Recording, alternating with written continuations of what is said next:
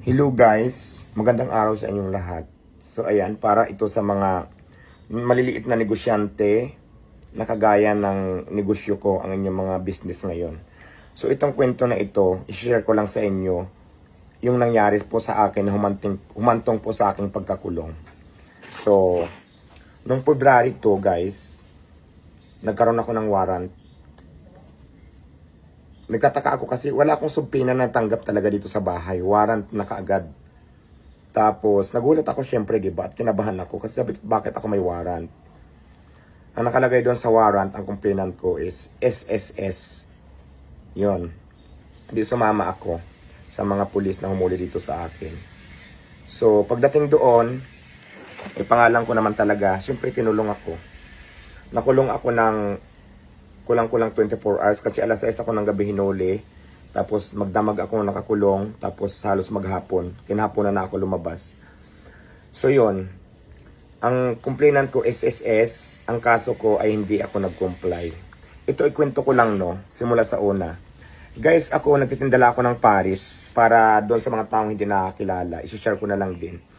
Isa lang akong dating palaboy. Tapos dumiskarte ako. Hanggang sa ang negosyo kong parisan, nagtitinda lang ako sa gilid ng kalsada, cart lang. Tapos yun nga, nakaimbento ako ng Diwata Paris Overload, yung pinaked ko sa Only Rice. Tapos 100 pesos, tapos may isang soft drinks. So doon talaga siya nagtrending.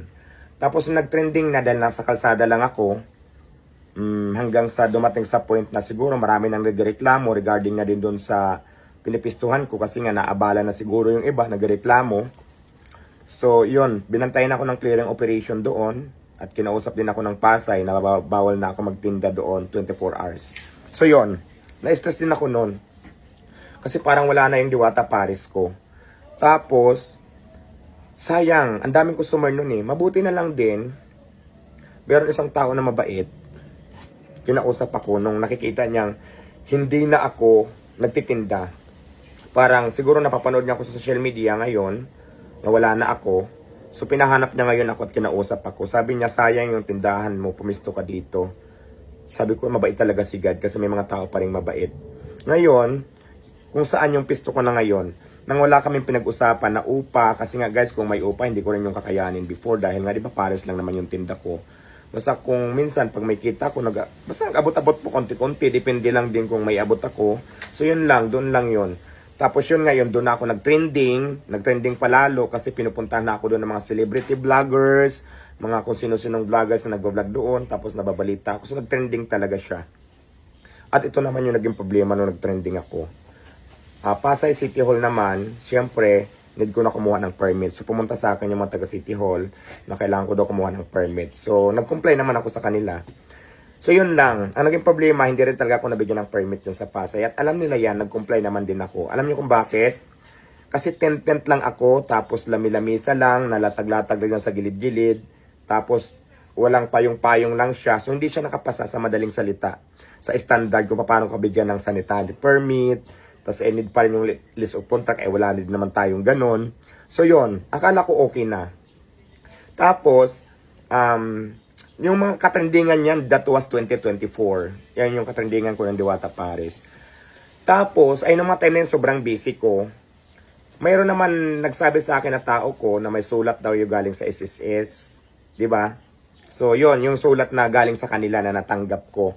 Tapos ako naman, mayroon akong friend doon na parang pinakasuyuan ko. Akala ko okay na. Kasi diba, wala nga siyang permit. Tapos yung mga tao ko, guys, walang requirements. Pumasok lang sa akin yung mga tao ko nang walang requirements. Basta kasi di ba priority ko nga, taong grasa. At saka arawan. Pagkatas ng duty, ito na. Minsan di na mababalik. Minsan mababalik 2 days, 3 days. Ganyan, wala na. So, yun. Yun lang yung tao ko. Kaya ako okay na. Ba't kailangan? Kasi madami naman akong kakilala, guys. Hanggang ngayon na mga nagtitinda na kasing parehas lang ng tinda ko. Tapos wala naman mga ganyan. Diba? So, yun. Yun ang nakakalungkot na pangyayari sa buhay ko. Tapos isang araw, ang intention ko lang naman, kasi ang naging priority ko talaga ng mga tao, yung mga kasamahan ko dati na palaboy-laboy na, alam mo yung tipong nakikita mo parang wala na silang pag-asa sa buhay, paggalagala, palaboy na lang sila sa kalsada, naging kasama ko sila, yung iba, karamihan dyan. So tinutulungan ko ngayon. 'Di ba? Para kahit papaano, makakain ng libre, tapos maging maayos kami, tinutulungan ko sila kadalasan na maging tao ko nung una at maging priority ko sila doon sa parisan ko. So tumulong lang ako. Ngayon, hindi ko alam yung mga pangalan ng iba eh. Kasi wala nang requirements. Lahat, basta pag duty ka lang dyan, tapos pag umalis ka, bumalik ka hindi, wala na. Ganun lang, iba na naman. So ngayon, sa kabila ng pagtulong ko, yun lang naman intention ko, makatulong ako at syempre makatulong ako sa ibang tao, lalo sa sarili ko at syempre sa pamilya ko. Yun lang din palang magiging dahilan para makulong ako. 'Di ba? Nakakalungkot. So imagine mo, nagtitinda lang ako ng pares tapos ikulong ako. So ito na nga. So may kaso ako. Nung nakulong ako, siyempre kailangan ko mag-bill. So nanghiram pa nga ako ng pera. Nanghiram pa ako doon sa kaibigan ko, siya pa nga nagpiyansa sa akin. Ngayon, nung nakalabas na ako, sabi ko, tulungan mo ako, ayoko nang may ganitong problema, na-stress kasi ako. Ang advice sa akin ng kaibigan kong attorney, si attorney Asuncion, na makipag-settle ka, doon pumunta ka. So, pumunta ngayon ako at makipag-settle ako. Ngayon, ang usapan namin ganito. Meron silang binabanggit ng mga 20 katao, tinatanong sa akin kung anong mga palin. Hindi ko alam kasi wala nga mga requirements. Hindi ko alam at saka nung mga time na yun, pagka pumasok lang, di ba, labas-pasok lang sila, tapos arawan. So ngayon, ang ending na pag-usapan namin, kasi wala din naman silang mga pangalan doon. So ang ending, nakipag-settle ngayon ako sa kanila. So mayroon na lang akong pinasok para matapos ang 2 tao, para matapos lang kami. So ang siste, nag-compute sila since nung nag-registered ako ng DTI hanggang sa kung kailan ko kinancel. Kasi nakadeclare na po yan ng bankruptcy noong 2024 pa yung parisan ko. So, pinapaliwanag ko sa kanila na wala naman akong permit na ako nabigyan eh. Iba daw sila, iba daw yung Pasay City Hall, iba daw yung SSS. Kaya wala akong choice para maging maayos ang lahat, nagipag-ayos ako. So, meron akong kinumply na 2 tao, pumayag naman din sila. At yun, medyo malaki din ang halaga ng naibigay ko. Nasa 130,000 plus kasi may mga penalty daw. Kasi may kasama ako na nag-ayos siya talaga nag-ayos kasi ako wala akong alam. So yun nga. So, nag-comply ako, then may hearing pa ako sa sunod na araw nung kailan lang nag-hearing ako, nung 26. So, pumayag naman sila kasi nga nag-comply na ako. So, nag-dismiss na yung kaso ko. Yung kaso ko na yan na-dismiss. Kaya ko lang kinikwento to para maging aral sa ating lahat sa mga negosyante na may mga ganong senaryo na nangyayari. So, ngayon, na-dismiss na yung kaso. Tapos, yun nga kasi, di ba, ang laki din ng ginastos. Paano kung wala kang na-provide na pera, na pangpiyansa at pang-settle sa kanila, kasi hindi naman lahat ng nagtitinda na kagaya ko ay may naipon na ganong kalaki. Paano kung wala? Dahil lang sa pagtitinda mo nakakulong. Nakakulong sana hanggang ngayon. Di ba? Yun lang naman yung pinupoint ko.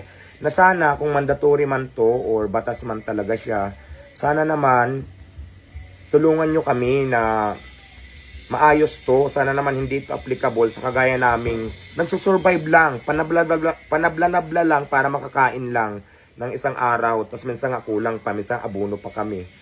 So, sana naman matulungan tayo kung sino man ang makakatulong sa atin dito sa gobyerno kasi nagsusurvive lang naman tayo, dumidiskarte tayo para mabuhay tayo. Sana tulungan tayo para may angat tayo, hindi para hilain pababa. Parang ganun kasi nakita ko. Imbes na tulungan tayong may angat, parang nahihila pa tayo pababa.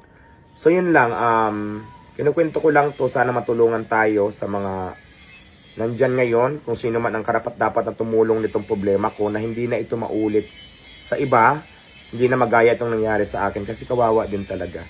Kawawa. Grabing stress ko, trauma na, diba ngayon nga, babalik ko yung parisan ko, plano kong ibalik ulit, mas maganda ka rin pag may pwisto. Kaya lang, nagkakaroon ka na ng trauma, baka mamaya makulong na naman ulit ako. Kaya sana naman please, kung sino man yung karapat-dapat na tumulong sa amin ng ganong klaseng ayusin itong sistema na kagaya na nangyari sa akin. Tulungan nyo naman kami kasi mga Pilipino naman din kami. At saka, ang intensyon lang naman namin kaya ginagawa ko to para lalo na sa akin, para mabuhay, para makatulong. Ang sarap din ng pakiramdam pag nakatulong ka sa iba, kating bagay lang o sa pamilya mo. Kaya lang, sa kabila pala ng pagtulong mo, naging mitsa pa, naging masama pa sa'yo, Kasi ito pa yung dahilan, naging mitsa pa ng pagkakulong mo. Di ba? Parang ang sakit-sakit isipin, magkakaroon ka ng trauma, kahit alam mo namang sa sarili mo na wala kang ginagawang masama. Sana naman po, maayos naman tong ganitong klaseng problema. Kaya ako nag-video ngayon, nag-share lang ako ng naging karanasan ko, at sana kung mayroon man taong makakatulong sa problema na kagaya sa akin, sana matulungan. Nang intensyon lang naman ang kagaya namin, lalo na ako, mabuhay lang ako, lumaban ako ng patas. Ito lang yung way na alam kong kaya ko, na alam kong mabubuhay ako. So yun lang naman. Sana hindi na ito maulit sa iba at magkaroon ako ng lesson and learn din na aral, di ba, sa buhay na nangyari ito sa akin. So yun lang naman, sinare ko lang sa inyo. Magandang hapon at mabuhay tayong lahat, Pilipinas. God bless po sa ating lahat.